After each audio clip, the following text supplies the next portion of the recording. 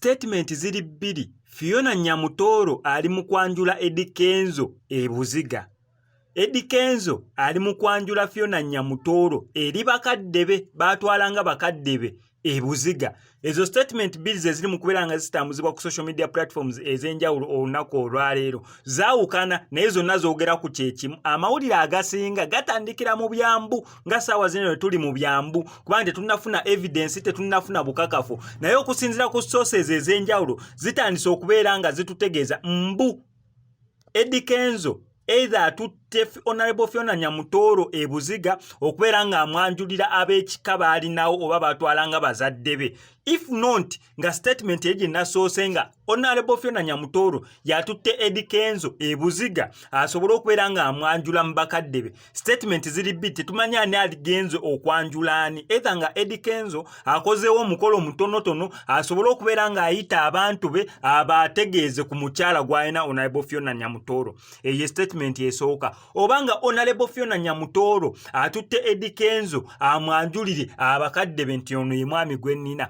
Okusinziira ku lugambo lumu kubeera nga lufuluma kigambibwa mbu omukolo guneeno guli Buziga. Kati ekyebuziga kyo kituufu buli omwani mu kwogera ateekako ekyebuziga mbu gye bali. Naye kati tetumanyi oba Eddie Kenzo yatutte oba Honorable Fiona Nyamutoro yatutte. Awo tuli mu kubeera nga twawukana. N'ekyokubiri ekituufu nti ensonga yakubeera ng'omu ayanjulira munne bakadde be. N'ekyo nakyo kituufu. However, tetunnafuna evidence n'emu naye ng'olugambo okusinziira ku sources ez'enjawulo ng'amazima ziraga nga omu ku bo oba waliwo ekyenjawulo ekiri mu kubeera nga kyapeninga olunaku olwaleero. Kugambye wano ku SMX Media sinza ayagaliza abantu bano ababiri Honorable Fiona Nyamutoro ne Eddie Kenzo.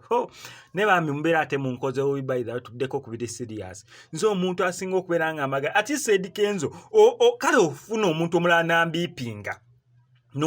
Nambiipinga n'abeera nga mpa olugambo naye tisiti mwandimpise kubanga nze sirina buzibu nammwe mbaagaliza naye ssaawa zino eno sofa ago ge galiwo.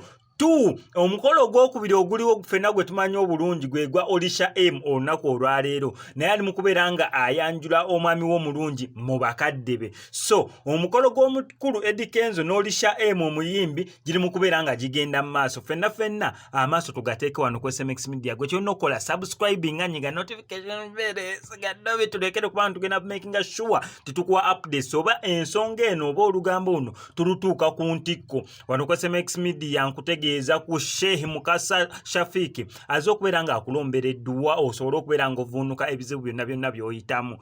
Tolina mukisa ky'okwatako kyekifa tokozebwa ku mulimu emirimu gyonna gikuyitamu buyisi sente zikuyita mu ngalo. Kobeere ng'oli wano mu ggwanga erya Uganda oba ng'oli wabweru bwa Uganda ajjasobola bulungi nnyo okubeera nga akuyamba. Asangibwawo Bugerere oba osobola omukubirako ku namba ye y'essimu mu Kasonda awo. MCSMX sign out.